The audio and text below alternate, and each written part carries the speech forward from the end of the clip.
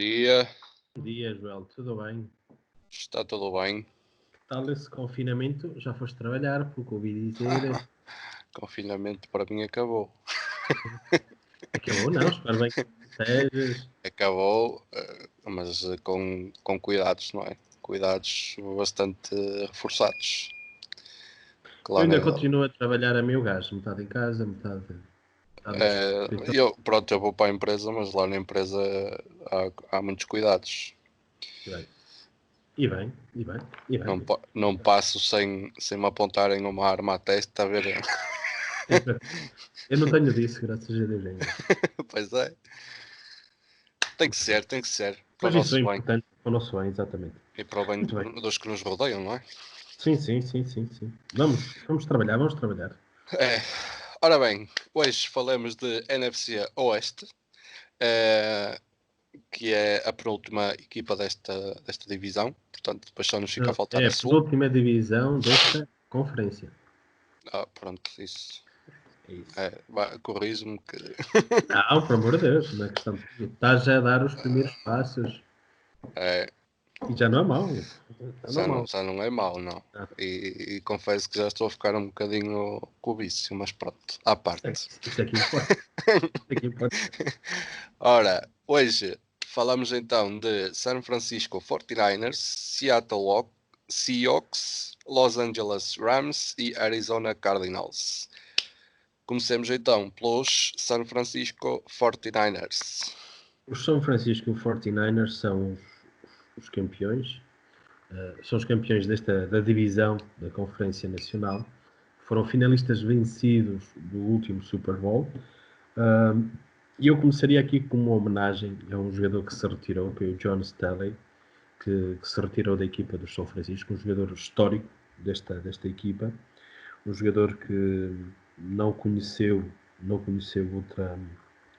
outra equipa e outra franquia durante 12 anos e foi 6 vezes Pro Bowl, foi 3 vezes All Pro, ou seja, é um jogador fantástico. Era sem dúvida uma das grandes seguranças que esta equipa tinha na sua linha ofensiva. Ele era offensive tackle, mas a equipa no draft, e foi isto que ocorreu, foi durante o draft, o John Staley disse que se ia retirar, estrategicamente provavelmente combinado quer com o Kyle Shanahan, quer também com o John Lynch, que é o general manager dos São Francisco, e eles logo fizeram uma troca com os Austin Redskins, do Trent Williams, que irá assumir a vaga do Joe Staley. E este Trent Williams também é um jogador, a nível de qualidade, equiparam-se, só que este Trent Williams estava com os problemas nos Washington Redskins. Ele na última temporada praticamente não jogou, fez greve, houve uma série de problemas e como tal foi uma escolha, foi uma troca interessante porque a nível de qualidade, e nós sabemos que uma linha ofensiva para o estilo de jogo do Kelly Shanahan é importante e fundamental. Olhando agora para o draft, mas teríamos que começar com este reconhecimento a este grande jogador que se retira. Olhando agora para o draft, eles tinham 2 escolhas na primeira ronda, que eram escolhas, uma de uma troca que eles tinham feito do Forrest Buckner, que foi para os Indianapolis Colts, e tinham depois a sua própria escolha. E então, na escolha 14, que era inicialmente dos Colts, e depois eles ainda fizeram ali uma troca com o Tampa Bay e por aí fora, eles recrutaram Javon Kinlaw, que é da Universidade de South Carolina, que é um defensive tackle, e aqui há uma reposição direta. Eu pensei que eles fossem buscar um wide receiver, até porque na 14ª escolha poderiam buscar um wide receiver top, só para recordarmos. Só para recordarmos uma coisa, que o CeeDee Lamb saiu na 17ª escolha, ou seja, poderiam ter ido buscar um ótimo wide receiver, mas não foi essa opção, e no meu ponto de vista até interessante este Kinlaw. Nós pusemos no nosso draft, e eu lembro que eu disse que foi muito injusto com ele, que o pus a sair cá para trás, e acho que saiu no lugar certo, a um jogador muito bom. Se ele estiver saudável, essa é que é a grande incógnita, será um jogador que dará e acrescentará muito a esta equipa dos São Francisco 49ers. Depois, como tinha outra escolha que era originalmente deles e que eles também, houve ali uma troca com o Minnesota e por aí fora, foram buscar o Brandon Ayuk, que é um wide receiver, aí sim um wide receiver, aos Arizona State. E aqui será para o lugar do Emmanuel Sanders, que saiu, que foi para os Saints. Aqui as primeiras escolhas eram óbvias, eram lógicas e, no meu ponto de vista, mantém um padrão forte da equipa. Dizer que a equipa de São Francisco depois só voltou a ter escolhas com trocas e coisas do género, com o Trent Williams e por aí fora, só voltaram a escolher na quinta ronda, ou seja, eles no segundo dia não escolheram, e só voltaram a escolher no terceiro dia, na quinta ronda, foram buscar um offensive tackle, o Colton McVitz, da Universidade de West Virginia, confesso que não o conheço. Depois foram buscar um tight end da Universidade da Georgia, o Charlie Horner, também um jogador que não é nada por aí além. É um bom jogador a nível de bloqueios e para o estilo de jogo do Kelly Shanahan, acho que é boa ideia, até porque também houve um jogador que se retirou. Claro que não tinha o peso que tinha o Joe Staley na equipa, que é o Garrett Selleck, também se retirou, era um tight end que não tinha números fantásticos, mas que era um jogador que, do ponto de vista da estratégia da equipa, era importante. Ele no ano passado foi bastante utilizado e, como tal, era interessante eles também terem ido reforçar-se com um Tyrant que irá ter esta função, acima de tudo, de ser bloqueador. Obviamente que poderá receber bolas, não será só a bloquear, mas que na estratégia, e quem entender um bocadinho daquilo que é o estilo de jogo, que é um jogo muito em corrida, que é um jogo muito de bloqueios, de ir conquistando os espaços, que a equipa do São Francisco entende esta escolha. E depois, por fim, foram buscar o outro wide receiver, Juan Jennings, da Universidade de Tennessee, e um jogador interessante agora. Tem que crescer e evoluir muito, mas será bom para compor também o plantel e o roster da equipa. Isto é simples. Há aqui, no meu ponto de vista, três premissas importantes a analisarmos na equipa dos São Francisco 49ers. A primeira, no meu ponto de vista, é que o estilo de jogo muitas vezes foi demolidor na defesa. Isso sim que é, sem dúvida, das melhores defesas, e São Francisco foi das melhores defesas na temporada passada. Isso é uma questão que não se muda de ano para ano, porque a defesa é muito mais fácil ter impacto e manter o impacto que tem num jogo de uma equipa. Agora, a minha dúvida é se o ataque terá o mesmo impacto que teve na temporada passada. Na época passada havia situações de jogo em que era quase impossível parar este ataque dos São Francisco 49ers pela complexidade estratégica que o Kelly Shanahan produzia, principalmente nos bloqueios, no jogo em corrida, no jogo em passe, e Garoppolo era um bom quarterback. E a minha dúvida é saber se eles vão conseguir manter esta complexidade tática, se não vai haver equipas que vão começar a arranjar fórmulas, porque o objetivo é esse, arranjar fórmulas para combater isso, e se for preciso quarterback, como no Super Bowl foi preciso quarterback, e o Jimmy Garoppolo não respondeu. Esta é a primeira grande premissa. A segunda premissa, no meu ponto de vista, importante a ser realçada, é que é mais um ano de all-in que a equipa de São Francisco faz. Põe tudo em cima da mesa e vai tentar a todo custo ganhar o Super Bowl. Estamos a falar de uma das equipas mais tradicionais da Liga, que é a equipa de São Francisco. Teve uma época eldorada, acima de tudo, com um dos maiores quarterbacks da história, Joe Montana, e também com o Steve Young. E agora vão tentar novamente com o Jimmy Garoppolo, que obviamente comparar com os outros dois quarterbacks que eu referi é um bocadinho, fica-se aqui um bocadinho aquém, mas será interessante saber que impacto terá. E por fim, para depois passarmos para outra equipa, há uma questão que é uma questão importante, que é o chamado trauma pós-Super Bowl. E pondo tudo em cima da mesa, nós temos equipas que ainda não recuperaram desse mesmo trauma. Sei lá, os próprios São Francisco 49ers, quando em 2012 perderam para os Ravens, eles perderam-se. Esta equipa é mesmo de São Francisco. Os Atlanta Falcons, quando perderam para os New England, depois de estarem a ganhar 28-3 ao intervalo, também se perderam. Nunca mais. Os Rams perderam há 2 temporadas, no ano passado nem aos playoffs foram. Ou seja, há o chamado trauma pós-Super Bowl, para quem perde. E, e também será interessante ver qual é os danos que uma derrota no Super Bowl provoca no psicológico, no grupo, no ânimo, a questão da confiança, o feeling, que é muito necessário, possa ser que se tenha perdido.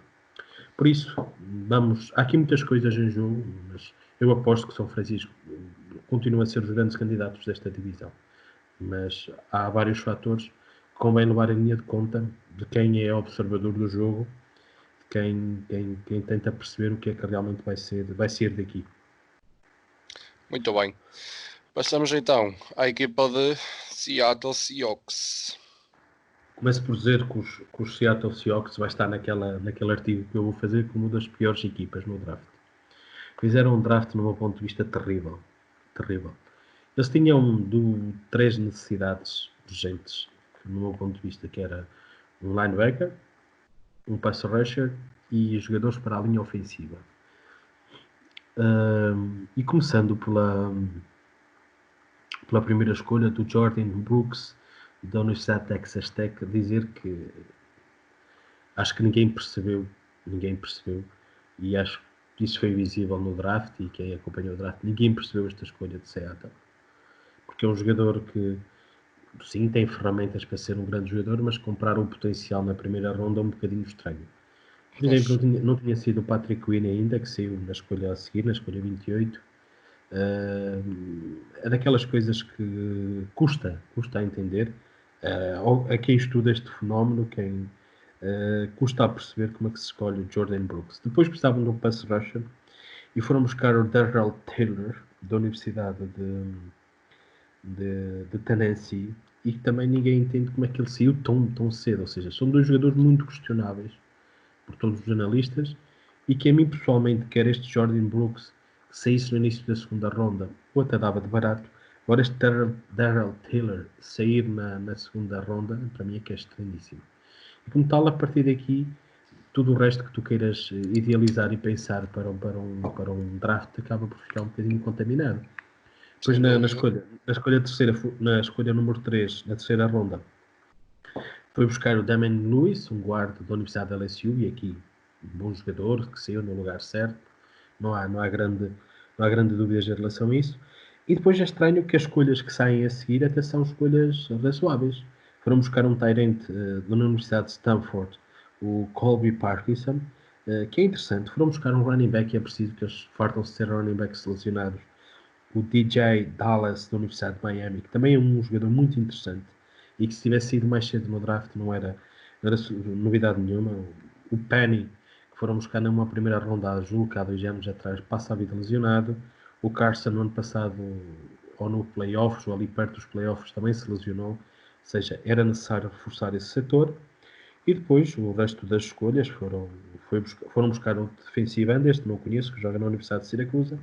Foram buscar o Freddie Swain, da Universidade da Flórida, que é um wide receiver, pronto, que é regular, e obviamente que os receivers têm uma daquelas coisas que é, se for rápido, se tiver boas mãos, há aqui massa para podermos desenvolver. Depois, se souber sair dos bloqueios, se souber fazer rotas, se souber entender e criar química com o quarterback, e às vezes há grandes surpresas, até nas escolhas mais baixas. Por isso, este tem qualidade, o Freddie Swain tem qualidade. Obviamente não era dos melhores wide receivers que tinha a Universidade da Flórida, do meu ponto de vista.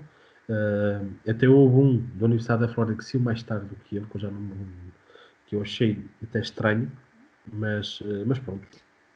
E depois a última escolha, o Stephen Sullivan, que é da Universidade de LSU, que era um Tyrant, wide receiver, e um jogador também interessante, mas para compor o roster e o plantel do que para outra coisa qualquer. Depois, só também um pequeno sublinhado, que havia um dos jogadores, muita gente reclamava que saísse no draft, que era um quarterback da Universidade do Washington State, que era o Antonio Gordon. Toda a gente gostava que ele saísse mais cedo e etc. Um bocadinho porque ele é da mesma universidade do nosso amigo Gardner Minshew, que é o quarterback dos Jacksonville Jaguars, e que ele era treinado por um treinador muito, muito carismático do college, que é o Mike Lynch, que tem assim um esquema assim um bocadinho alternativo, bastante alternativo. E que havia aqui muita vontade que este Anthony Gordon saísse no draft, acabou-se nos undrafts e ficou na equipa do estado onde ele joga, do estado de Washington. Seattle é do estado de Washington, Washington State, que era aí lá onde ele jogava, e acabou também por ir para Seattle. Pode-se dizer que este draft, obviamente, que está ferido quando nos primeiros lugares não fazes as escolhas que teoricamente são as melhores.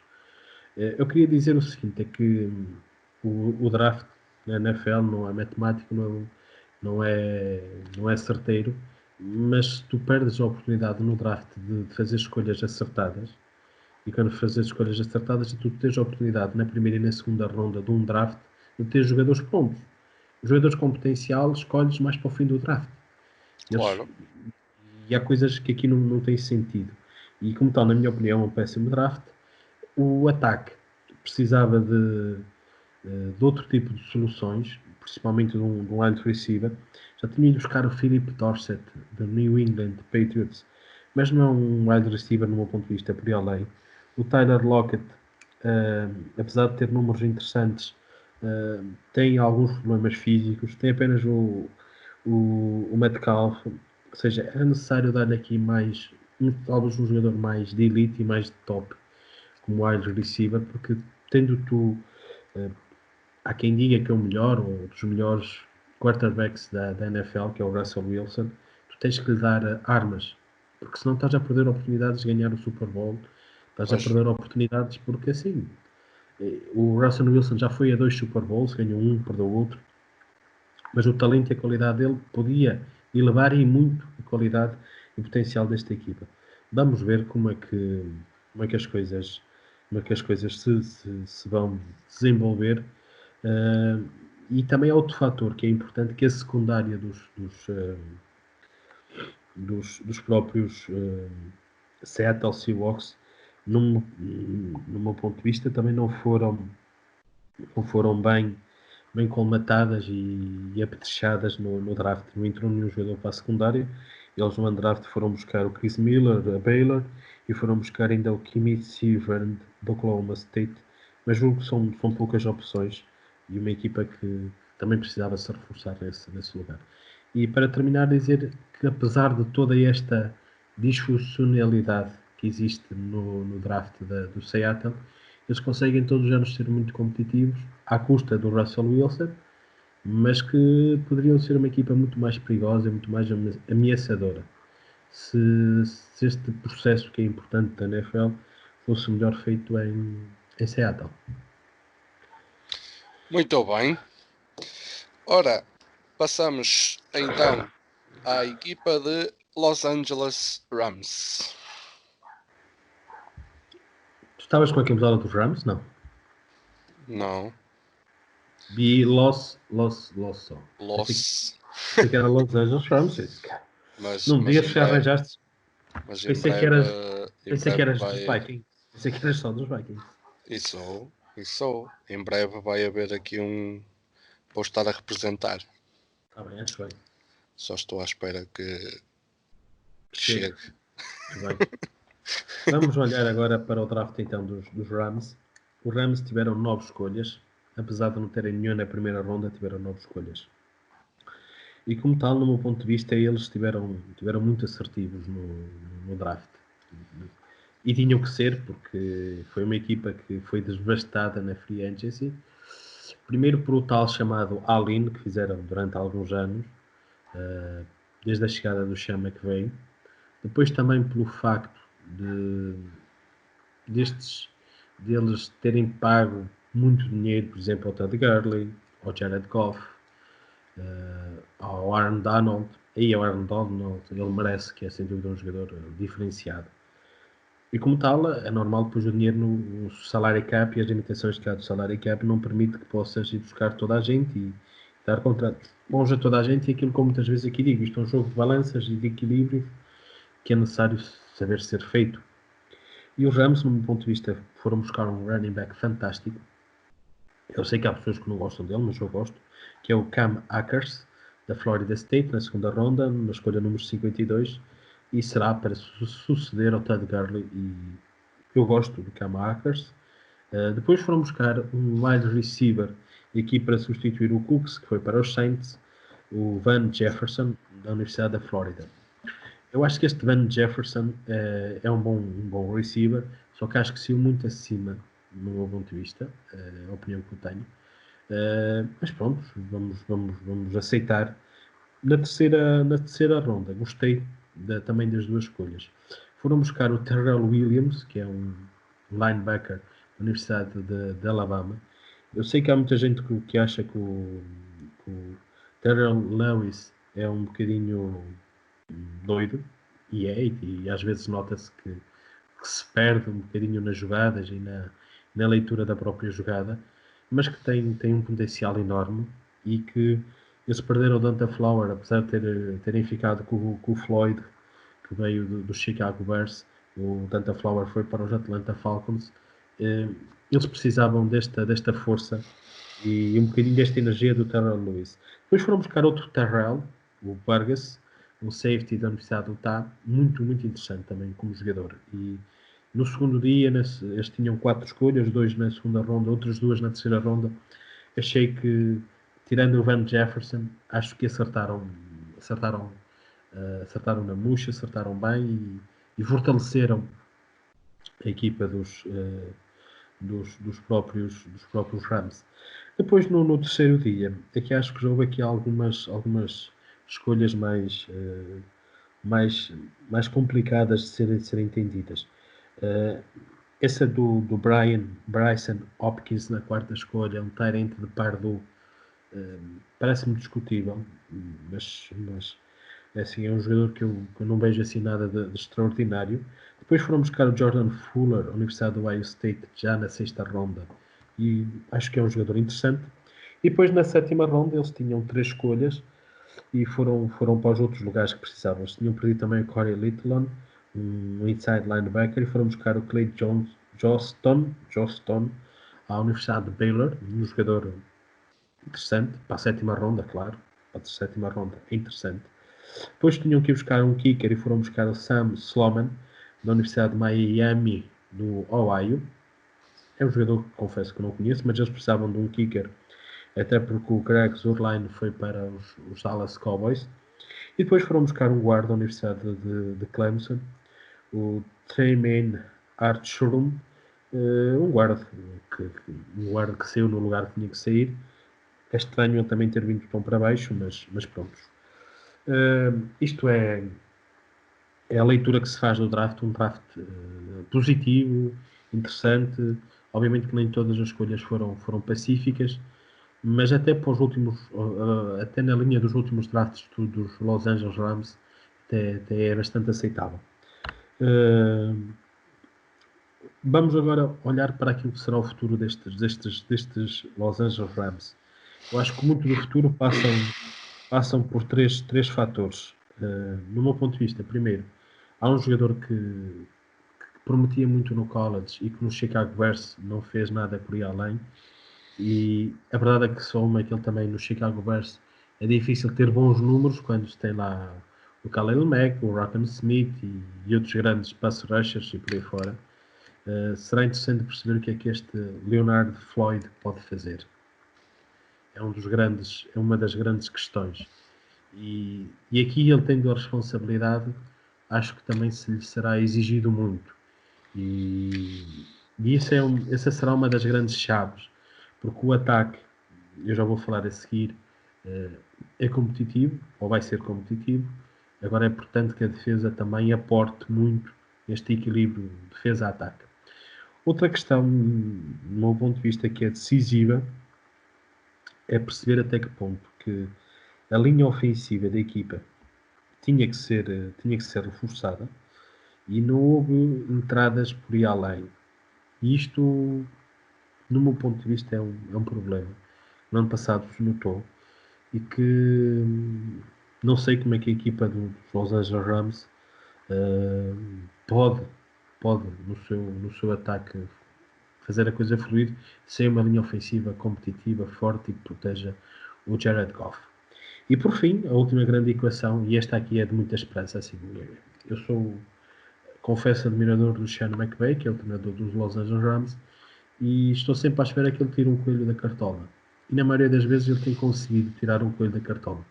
No ano passado as coisas não lhe correram bem, principalmente a partir do meio da temporada, as coisas não lhe correram lá muito bem. Por isso será interessante perceber como é que ele irá dar a volta ao assunto e como é que ele irá tornar esta equipa ainda mais forte e mais competitiva. E há aqui, sem dúvida, muitas equações, muitas dúvidas, muitas incertezas, mas o Sean McVay é sempre um sinal de esperança, porque é dos treinadores mais brilhantes que eu conheço, até do ponto de vista de mente ofensiva na NFL, e por isso as minhas perspectivas são muitas de esperança por aquilo que o Sean McVay pode fazer. E é preciso dizer que esta equipa está a pagar um bocadinho o all-in, que às vezes é arriscado e perigoso na NFL, das últimas temporadas, e do trauma pós-Super Bowl, também dá 2 temporadas. Muito bem. Passamos então à última equipa desta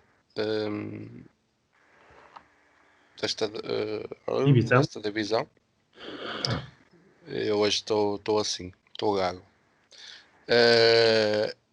Que são os Arizona Cardinals. Eu ia contar o andota de gagos, mas é melhor não. Mas pronto. Vamos olhar para os Cardinals, o nosso amigo Cliff Kingsbury, que é aquele famoso estilo da sua casa muito cobiçada em Arizona. Dizer o seguinte,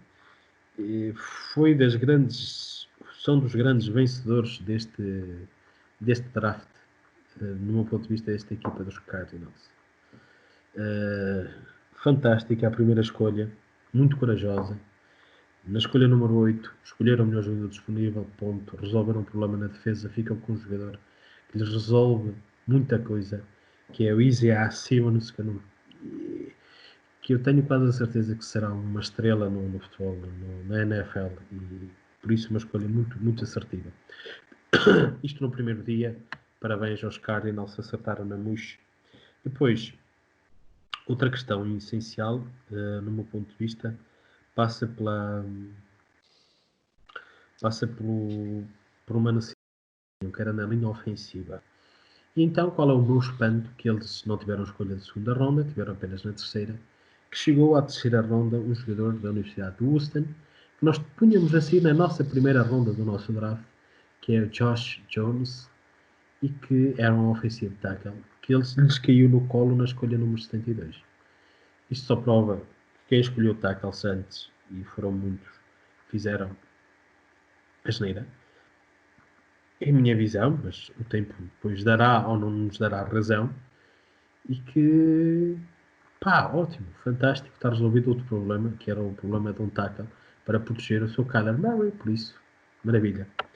Depois, a escolha número 4, muito interessante também as escolhas que eles fizeram, foram buscar o Leki Fotu, defensivo tackle da Universidade do Utah, um jogador, interessantíssimo, muito forte, muito rápido, uma ótima escolha. Também houve quem questionasse ele ser tão tarde. Ok, mas depois na terceira e quarta ronda é difícil questionar se eu tarde ou se eu cedo, mas é para a equipa e para as necessidades que tinha a equipa dos Cardinals, sim, portanto, foram buscar o Rashard Lawrence da Universidade de LSU, um defensivo tackle. Eu não acho ele grande jogador da linha defensiva. Ele às vezes é um bocadinho pesado, lento e um bocadinho indisciplinado até, quando está na linha de scrimmage, onde ele costuma estar, e às vezes faz algumas faltas e por aí fora. Não é um jogador que eu aprecio muito, mas que pronto, tem o chamado pedigree da LSU. LSU é um pedigree bom. Este ano é um pedigree bom para o draft. E depois foram buscar 2 jogadores na sexta e na sétima ronda, também muito interessantes. O Evan Ever, da Universidade da Califórnia, um linebacker. E aqui este é claramente para crescer, para evoluir, porque ainda está muito cru, mas que é um jogador que, por exemplo, tem altura, tem peso, ou seja, está pronto para a NFL. Agora, tem uma série de coisas, principalmente a nível de coberturas. Eu tive estive a ver um bocadinho, eu já o conhecia da Universidade da Califórnia, estive a ver algumas coisas dele e ok. Mas atenção, bem trabalhado e o Vance Joseph, que é um bom coordenador defensivo, pode desenvolver bem este Evan Iver. E depois fomos buscar um running back, que também tinha necessidade, porque convém dar opções ao jogo em corrida, para além do Drake e do Edmonds, e foram buscar este Eno Benjamin, um running back da Universidade de Arizona State.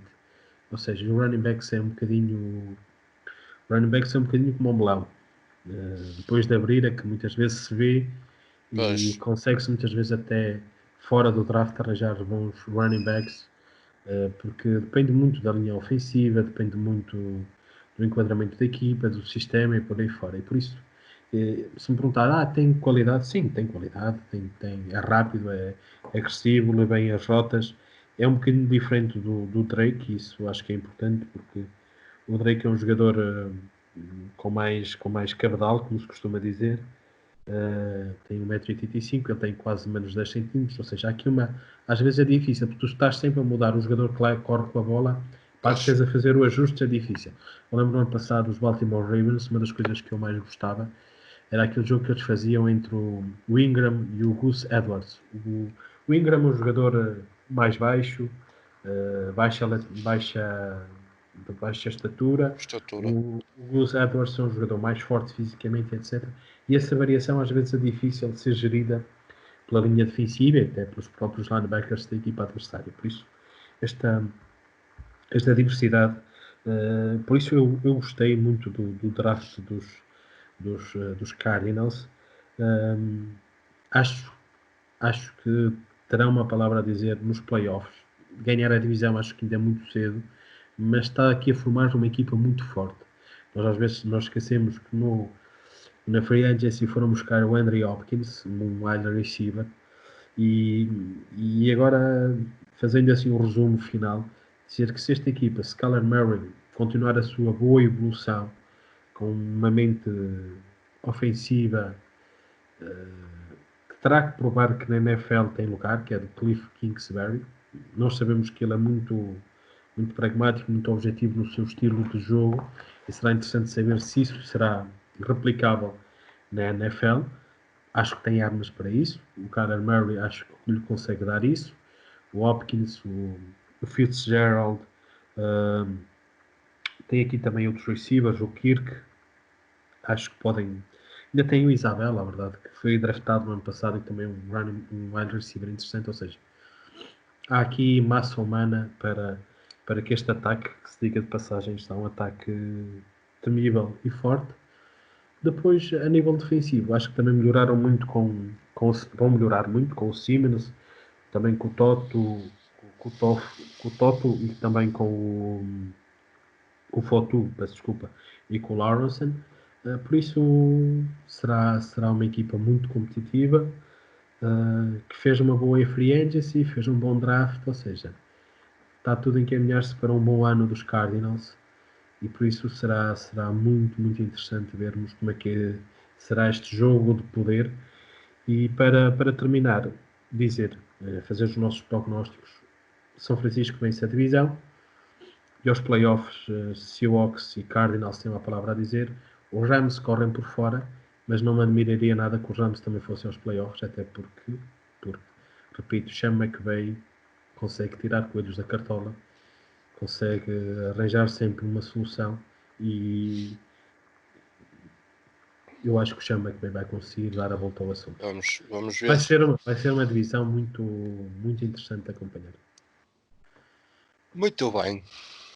Chegamos então ao fim da nossa análise desta divisão e temos que falar sobre alguém que partiu do mundo da NFL. Sim. Que infelizmente foi uma grande perda neste mundo e que foi uma pessoa que fez muito por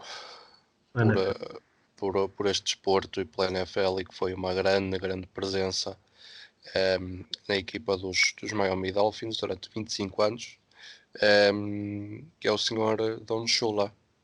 Exatamente. que Mas antes de faleceu. falar do Don Shula, para terminarmos com uma homenagem, e é por isso que hoje não há os memes, fazer só duas notas de notícia no instante.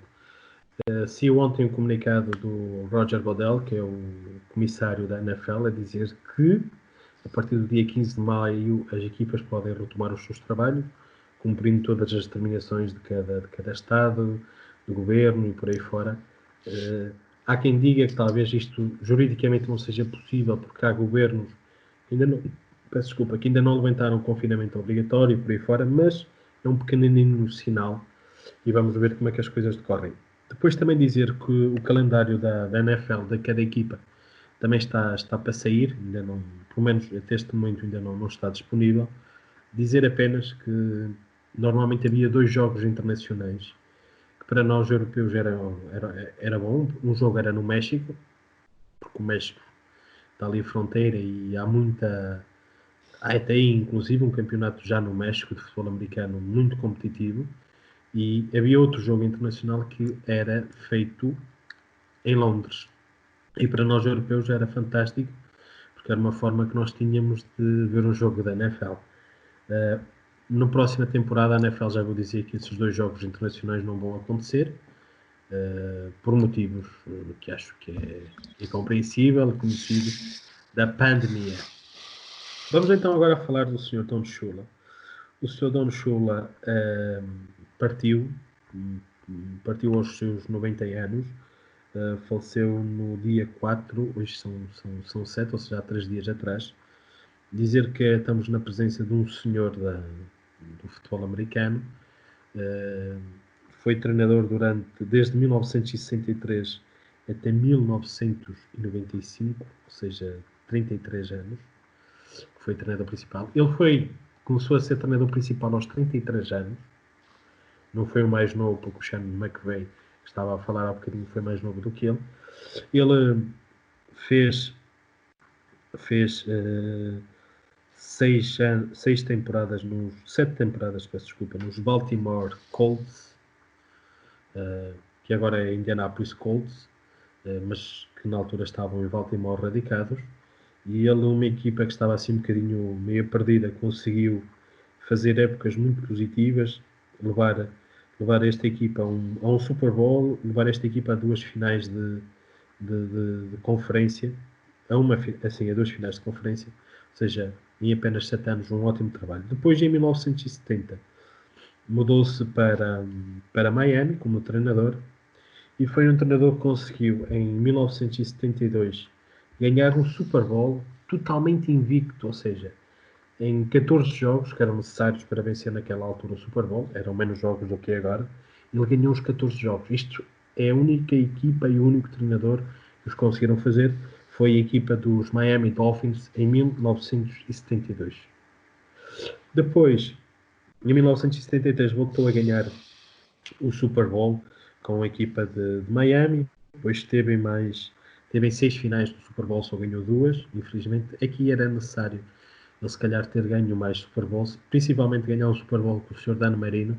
Nós apresentamos aqui no meme como um jogador fantástico, que foi o Dan Marino, e fica-lhe a faltar este Super Bowl na carreira dele.